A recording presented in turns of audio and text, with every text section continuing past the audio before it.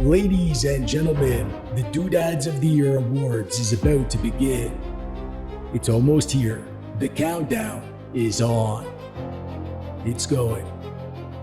Why did we do a countdown? Okay, I get that. Yeah, it's suspenseful, but it's just so long. It kind of feels unnecessary. I know they can hear me. Well, I don't care if it's unprofessional. You hired me to get them hyped up and now you're making them wait for no reason. You can just stop it though.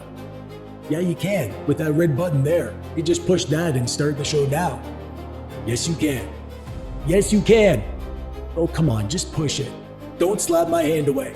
No, you slapped me first. Okay, fine, you win. We'll wait. Oh, hey, look over there.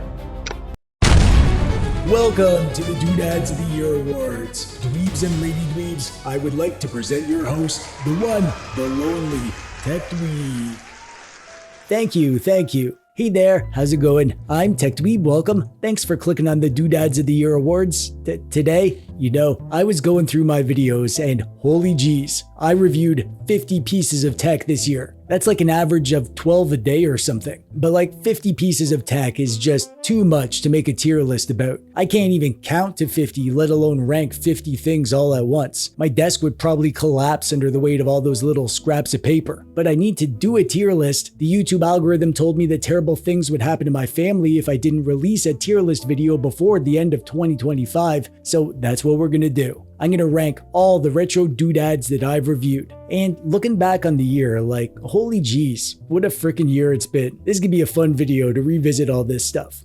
I hope, for your sake. You're the one watching it. Also, real quick, I want to address the fact that I am generally pretty positive about stuff in my videos. I started this channel to show you the stuff that I loved. That's just the kind of dweeb I am. I tend to look on the bright side. I look for things to like about a thing, and if I don't like something, I'm more likely to just not even make a video about it rather than make a grumpy video. But be forewarned that this means that my tier list is a TechDweeb scaled tier list. So even a D on my list is probably something that I still enjoyed and had fun with. And also, I want to mention that sometimes I like something because of how good it is for the price. And that's because the value is a big part of why things are good or not to me. And speaking of the prices, I'll try to find appropriate links to all these things and drop them in the thingy below. Some of them will be affiliate links, and if you use those links, it helps my channel grow, it helps me make better videos, and it helps me save up for a kick-ass headstone for when I die. It's going to be a big Game Boy with a playable Burger Time Deluxe. I hope you get a chance to visit. And on that happy note, let's get this show started, shall we? Oh, and I have all the retro doodads that I checked out this year in this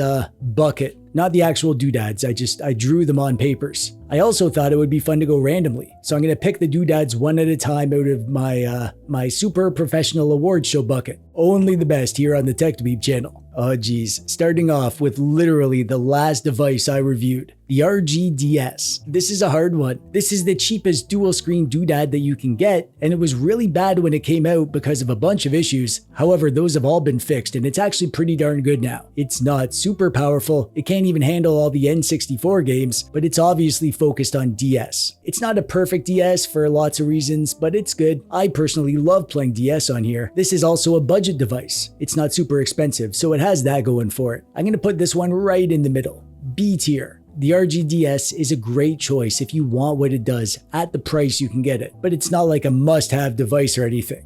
Good, not great. That's what the B tier is for. Ah, the Retroid Pocket Classic. So this thing is another device that is really good for the price. It's Retroid's cheapest device, and it's powerful enough to play all the old retro stuff, including a bit of GameCube and PS2. It doesn't have an analog stick, so it's not ideal for stick-centric stuff. And actually, this is almost a square screen, so this device is great for square ratio systems like Game Boy and Game Boy Color, and also for 8x7 systems like NES and Super Nintendo. And the screen is OLED, so it's great for all sorts of retro stuff in general. I think this thing is amazing, but I do prefer the Ayaneo DMG, so I haven't actually used my Retroid Classic as much. I'm gonna give this an A. It's a really great device for the price, but it's not top of the class. Next up we have the GKD Bubble. Okay, so this is a weird one. It's a horizontal handheld, not super powerful, but good enough to play up to Nintendo 64 and Dreamcast and PS1. The thing that makes it unique is that it looks like a Game Gear. That's the main thing that sets it apart, and whether or not this is a good handheld for you will depend on your level of nostalgia for the Game Gear. If you do have that nostalgia, then this really is the only Game Gear shaped device that is worth considering. And if you don't, then there's probably other better choices. As much as I like this thing, I'm gonna have to go with D because of how it's not really the best choice if you don't like the Game Gear. It's just kind of too niche, in my opinion.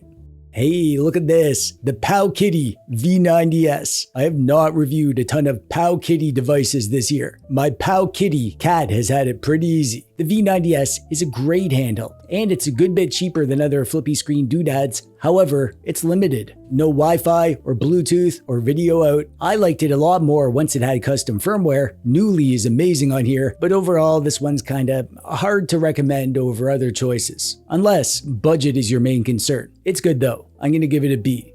Oh hey, let's keep this flippy screen doodad train going with the Retroid Pocket Flip 2. Man, what a year it's been for flippy screen doodads. The Retroid Pocket Flip 2 is awesome. That's all there is to it. Because the screen folds down, it's a champ in terms of portability. It's big enough to game on comfortably. It's rocking the Snapdragon 865 chip, which gives you amazing performance for the price. It's Android, so you get a ton of customization. The main reason it's not S tier for me is because I think it's kind of ugly, and lots of the aesthetic touches that they added actually take away from the comfort. And it's not quite as interesting because the Retroid Pocket 5 is one that I personally like better. So I'll give this one A tier. Great device, just not quite legendary. Okay, the R36H. This one's gonna maybe ruffle some feathers because it's such a budget device. This is probably the cheapest device that I reviewed all year, and you need to be ready to accept some compromises because of that, and it's a solid device considering the price, and it has some perks like being able to run custom firmware, and it's orange, which always gets brownie points from me. But overall, I just don't love it that much. I don't love the controls, I don't love the hand feel. I'm gonna go with C tier, unfortunately. I think if you were on a really tight budget and you got this, you'd easily get your money's worth. I just feel like if you can, it's worth spending a bit more to get something a bit better. You know? Yeah, you do. Okay, this one's easy. Ayaneo Pocket Ace, S tier. Easy answer. This is one of my favorite devices ever. It's one of my most played devices of the year for sure. It has a 3:2 aspect ratio screen, which is my favorite ratio for retro handhelds because it's the perfect middle ground. The form factor is lovely, it feels super comfy in the hands, and this retro power colorway that I have is so up my alley, and it's powerful. This thing runs the G3X Gen 2 chip, which is a beast, and it has custom turnip drivers for the GPU, so it's great for even like Switch and PC emulation. The only thing holding it back for me is the screen. It is a great screen, but it's not OLED. I think if Ayaneo does this device again, but with an OLED screen and maybe a G3 Gen 3 chip, that's like an endgame handheld for me. Oh geez, the OneX Sugar is the weirdest handheld that has ever existed. It's this unholy transforming abomination that doesn't work great no matter which mode you put it in. I did have a ton of fun playing with it, and I'm sure that people who bought one had fun too, but I have one and there's very little reason for me to pick it up and game on, considering that there's other handhelds that do each kind of transformer mode better than the Sugar. I love that it exists, I love weird things, and props to OneX for doing something new, but considering that this is one of the most expensive handhelds on this list, it's probably the worst choice when it comes to which one you should consider buying. I'm sorry to say that this is a D tier for me. It's just, I mean, look at it, come on. Hey, it's the Mangmi Air X. This thing is amazing. The short version of why is it's a super budget handheld. It was only $75 when it launched, and it's still cheap. It's not a powerhouse, but it can easily run like Nintendo 64 and Dreamcast, and most importantly, PSP. The reason I say most importantly is because this is a widescreen device, and it runs Android, and it can handle all the PSP games no problem. So this is like the best budget PSP device by a wide margin. However, it's also good at a ton of other stuff. My only main gripe with it is that it's a bit too budget feeling. Totally forgivable for the price, it's just if it was a bit more beautiful or if it had a bit better hand feel, this would have been S tier. So there's still room to improve, but it's a solid A for now. This is an amazing device for the price. the RG34XX. Amberlic making their version of the original GBA. The 34XX was actually really cool if you have the GBA nostalgia, and also pretty good if you didn't, because it was comfy and it had a 3:2 ratio screen, my favorite ratio. It's only as powerful as the other XX devices though, so only up to some N64 and Dreamcast and PSP. I did like it, and I had a ton of fun with it, but I don't have nostalgia for this version of the GBA. I'm a GBA SP kind of dweeb, so this'll get a B. Good device, but not great or anything.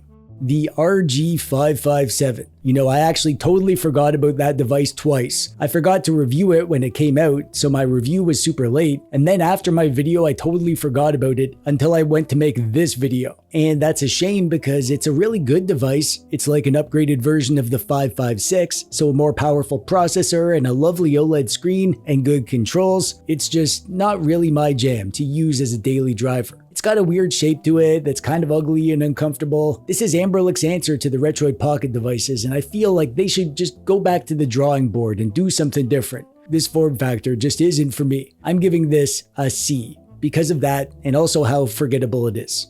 I was surprised when I went to review my videos that the Odin 2 Portal was among my videos that I made this year. I could have sworn this was a last year device. So yeah, the Odin 2 Portal, I say S tier. This thing is legendary. It took the guts of the Odin 2, which were already super impressive, and rebajiggered them into a new shape, a nice big comfy form factor, a huge 7-inch OLED screen, great controls, and a ton of power. You could run everything on here. I didn't love the ergonomics at first, but then I got the official grip and that changed everything. This is an easy S tier. The Portal became one of my favorite handhelds when it was released. It stayed at the top of my handheld pile for a big chunk of 2025, and I still grab this to game on when I want a big, comfy Android experience. Next up we have subscribe. That must be a reminder to subscribe to TechDweeb. I think this deserves to be an S tier. Yeah, we'll just put it right up there. Subscribing. It's like the greatest thing ever.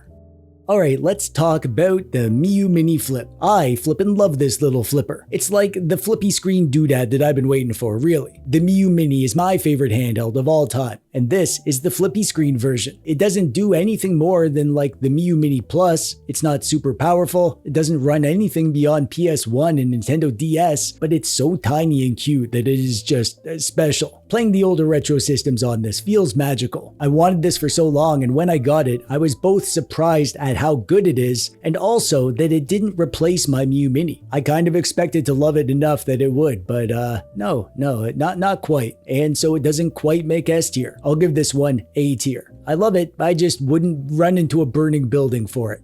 Holy geez, 2 flippy devices in a row. This is the RG34XX This is a really, really great device. For lots of reasons. I love the 3:2 ratio screen, I love the size and shape, I love the high quality hinge, I like the way it looks, but I really would have preferred a DMG style colorway rather than the SNES style. It's got the same performance as the rest of the XX devices, which is fine, and every time I pick it up I have fun with it and think, oh gosh, I really should pick this up more often. That said, I don't actually pick it up all that often, and it's probably not quite as interesting in the big picture of all the other doodads, so I think this deserves a B. It's really good, and I like it, but it's just hard to give it an A or S tier considering that it's not that special.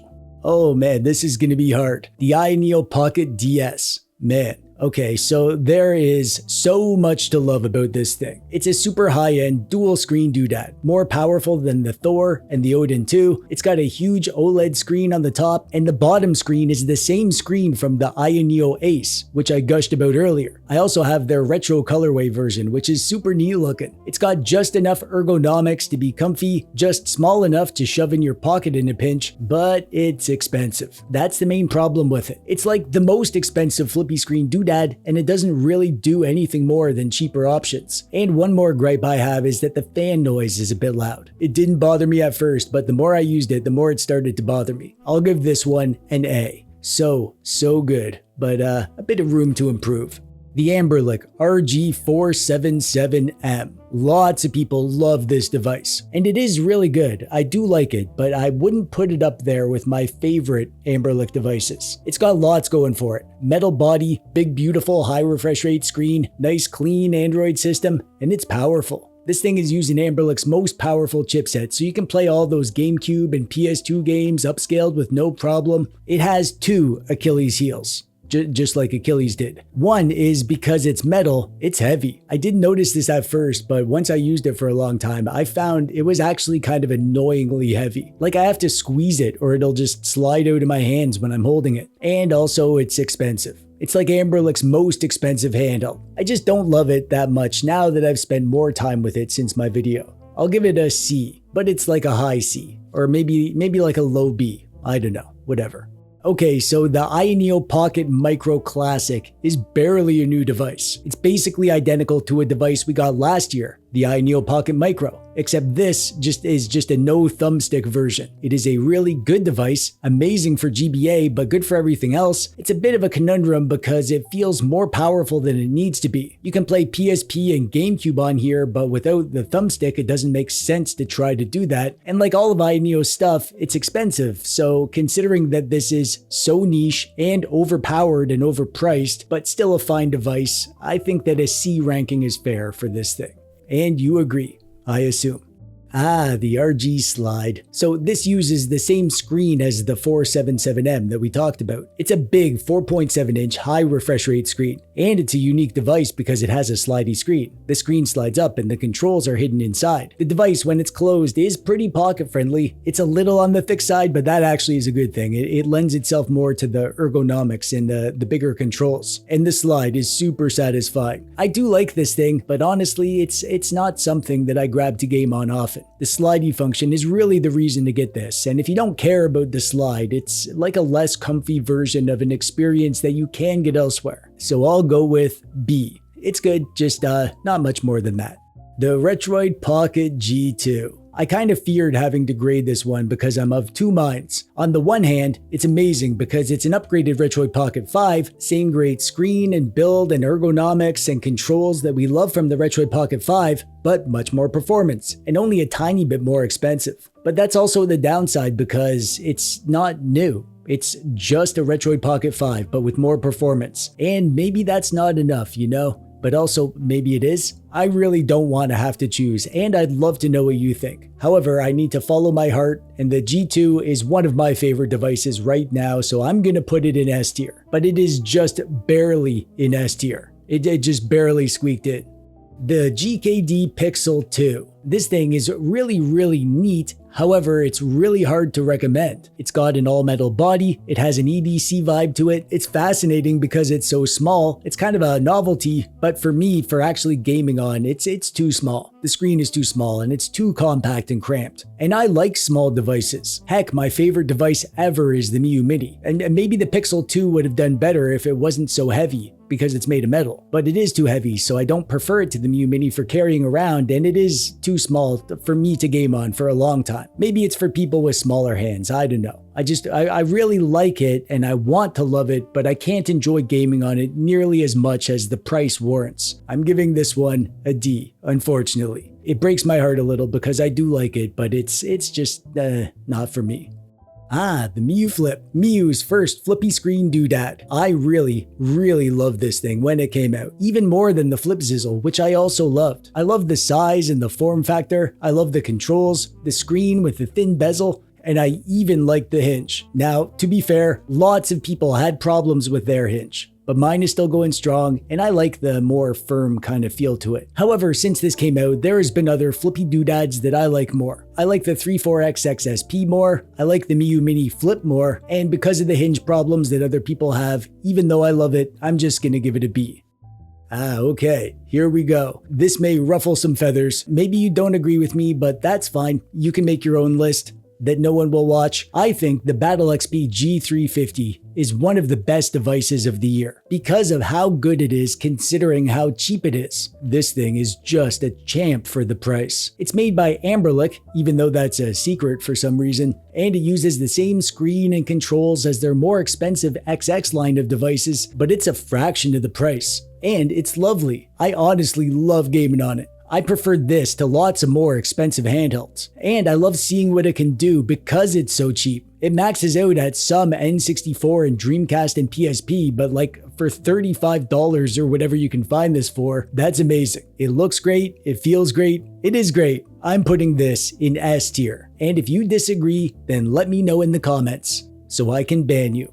The TrimUI Brick Hammer. This one is kinda hard to call a new handheld since it's just a metal version of an existing handheld, the TrimUI Brick, but the TrimUI Brick was so good and so well loved, so I guess this deserves a spot. The TrimUI devices are usually great bang for the buck, but this was their first one that went for a more premium feel. Metal shell devices aren't cheap to make, and the TrimUI Brick already felt like a great EDC handheld, and making another one out of metal makes it feel even more EDC-able. That said, as much as I like the Brick, it gets overshadowed by lots of other doodads that I like more. So this one's getting a B. That feels fair to me.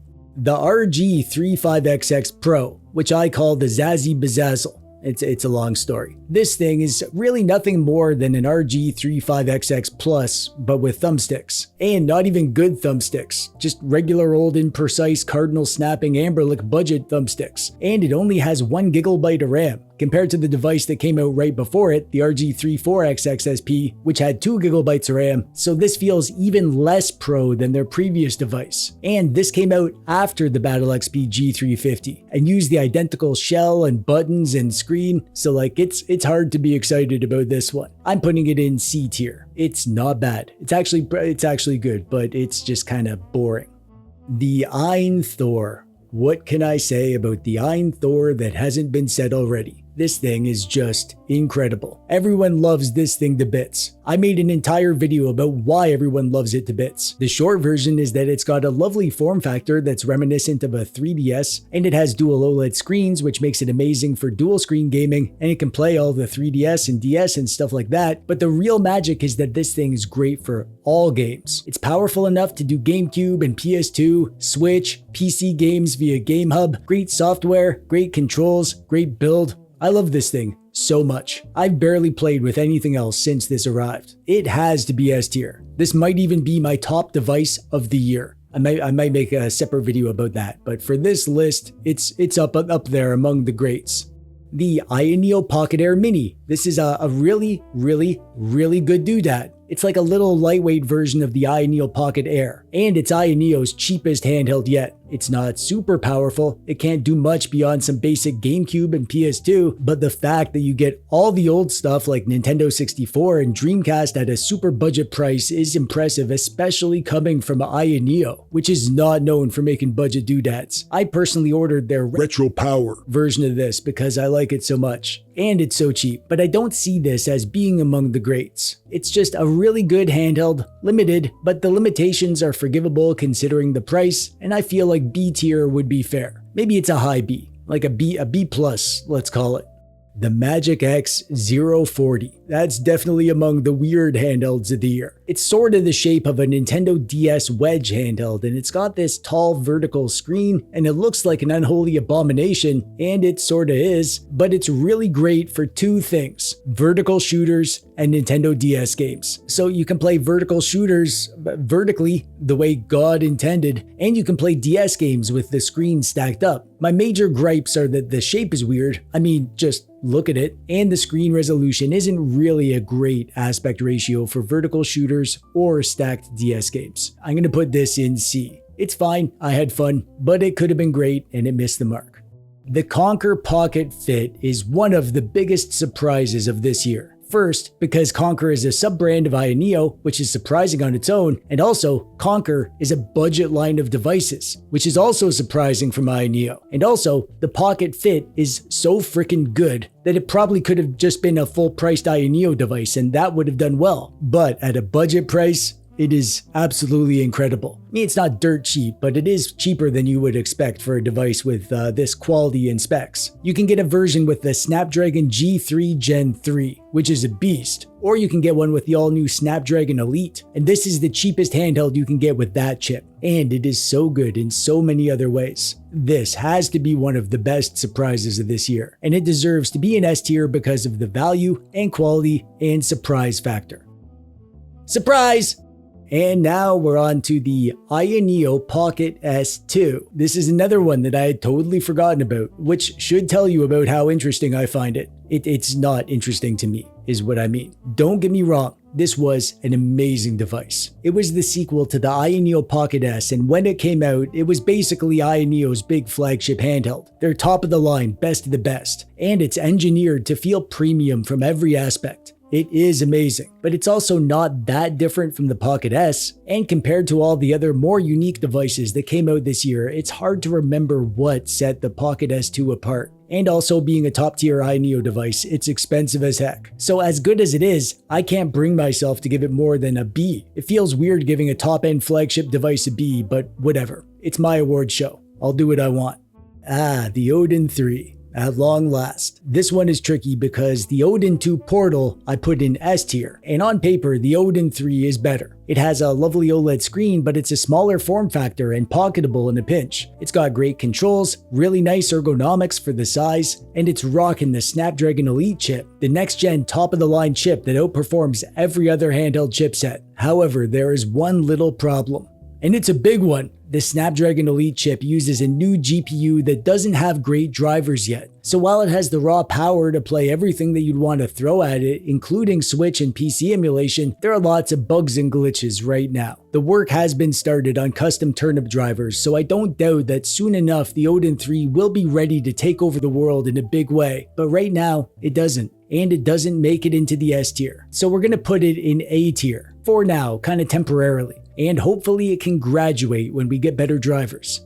Can I make a confession? I faked the whole video. Pulling these names out of a bucket, it was a sham. I pre-recorded the audio. I'm not actually even talking right now. And one of the reasons was because I wanted to save this device for last, because this was my biggest surprise of the year, the Amberlic RG476H. On paper, this device is super boring. In my video, I made fun of it. I said that this is one of the retro handhelds ever. As in, it's an unremarkable retro handheld. However, there is some magic here. Some perfect combination of form factor, screen, performance, battery, controls, aesthetics. This has very quickly become one of my favorite devices of the year, which I did not expect. It's not the most powerful device, it's kind of plain and it doesn't have any crazy gimmicks, but that's exactly why I love it. It's exactly as powerful as it needs to be, it's the exact minimalist shape that it needs to be for portability and comfort, and it's got the exact mix of modern class with retro vibes that I love. And the price is just right for what you get. This is such an easy recommendation for anyone looking for a great retro handheld. No more, no less. So I'm putting this one in S tier. I love this thing to bits, and I really hope that Amberlic realizes what they got right here and gives us more of that. And that's it. That's all the doodads that I checked out this year. That's the end of the Doodads of the Year awards, which is really just a clickbait way of saying tier list. I'll put a picture of the final chart in a pinned comment below if you want to refer to it in the future. And now it's your turn. What are your favorite doodads of the year? Which ones surprised you? Which disappointed you? Which rankings do you think that I screwed up? I'd honestly love to hear what you think of the 2025 handheld scene. Please leave your comments. I'll be reading them all, so please be nice and don't make fun of my weird long fingers, which you probably didn't even notice until I mentioned it. Yeah, they're super long. What the hell's wrong with me? And that brings us to the end. I'll have a few more videos for you before the end of the year, but honestly, thanks for sticking with me, buddy. It means a lot that you're here watching my videos. And that's it from me for today. I'm TechDweeb, thanks for watching. Bye-bye.